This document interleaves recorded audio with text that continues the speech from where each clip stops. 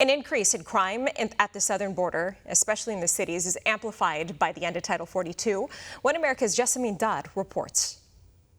Last week, southern borders in the United States braced for the end of Title 42, a Trump-era immigration policy which allowed border agents to turn away undocumented migrants.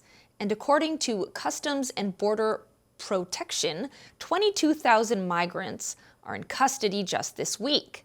And 5 Afghan citizens who were on the terror watch list were arrested in Arizona. And in the past few weeks, we have seen crime rising in those same border towns, as the community in Allen, Texas, still grieves following a mass shooting. Now, I want to bring on a fellow reporter who is covering the crime at the border and the author of Made in America by Americans, Not Americants, Richard V. Battle. Richard, thanks for being here. Good morning. Thank you so much for having us today. Now, Richard, you are there on the ground covering this. What can you tell our viewers about the scene at the border? Well, one thing I can say is that the U.S. government's reporting that the numbers are down. And they are not reporting one of the reasons that they are, and that is because Governor Abbott in Texas has sent additional National Guard troops to the border. They've strung concertina wire, and very few people are showing the videos where illegals are coming out of the river looking straight up at the concertina wire and the Department of Public Safety troopers and being turned back across the river. So that defense is helping minimize the numbers compared to what they could be. The other thing that they're not reporting is they're reporting apprehended numbers. The numbers of gotaways have increased as well. And so the number that are actually coming across and staying in the United States has grown and is much bigger than it's been ever in our history. We've seen reports that migrants are being released in the U.S. with their first court date not until 2027. How is the government ensuring that the court date will be met?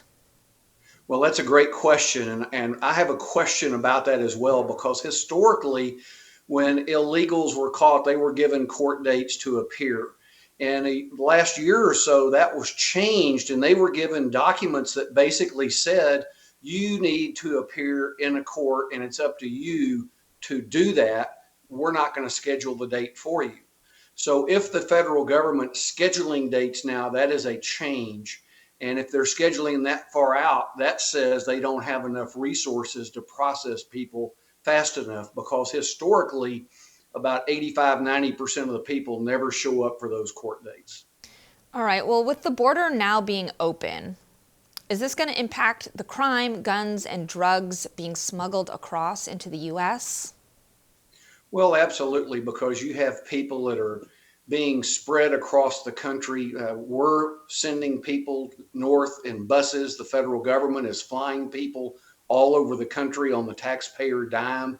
And as you throw these people into communities, they don't have the resources to take care of themselves. And so the local community taxpayers are having to foot the bill for a lot of this. But if they're not getting the resources they need, those people will become desperate, and desperate people commit desperate actions.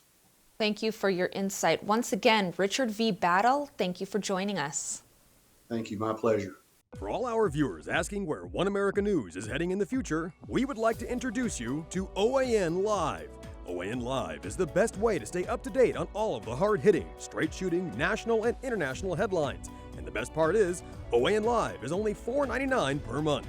All the credible, honest, unbiased reporting One America News offers at a fraction of the cost of cable. Just go to OANN.com to easily sign up for OAN Live and stay informed.